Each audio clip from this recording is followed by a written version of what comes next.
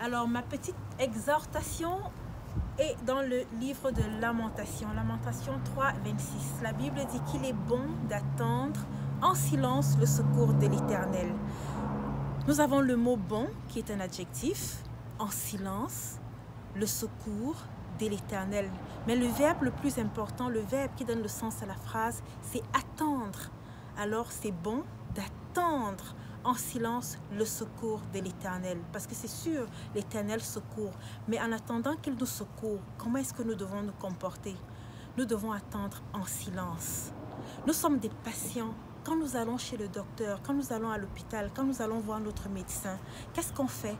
On attend patiemment, on attend en silence dans la salle d'attente.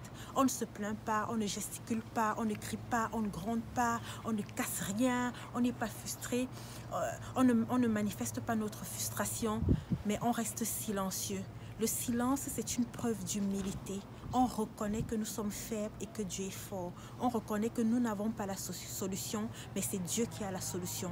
Vous savez, quand vous êtes dans la salle d'attente, vous reconnaissez que vous êtes souffrant. Ce n'est pas vous qui allez vous guérir, c'est le médecin qui va venir vous consulter et vous donner le médicament ou alors le traitement qui convient à votre pathologie.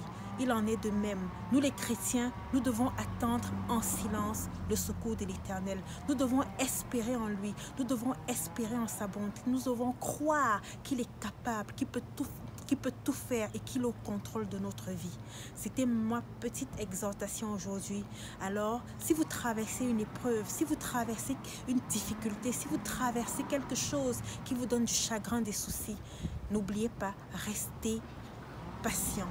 Attendez en silence le secours de l'Éternel, parce que son secours viendra sûrement. Que Dieu vous bénisse au nom de Jésus. Et je vous aime très très fort. Au revoir.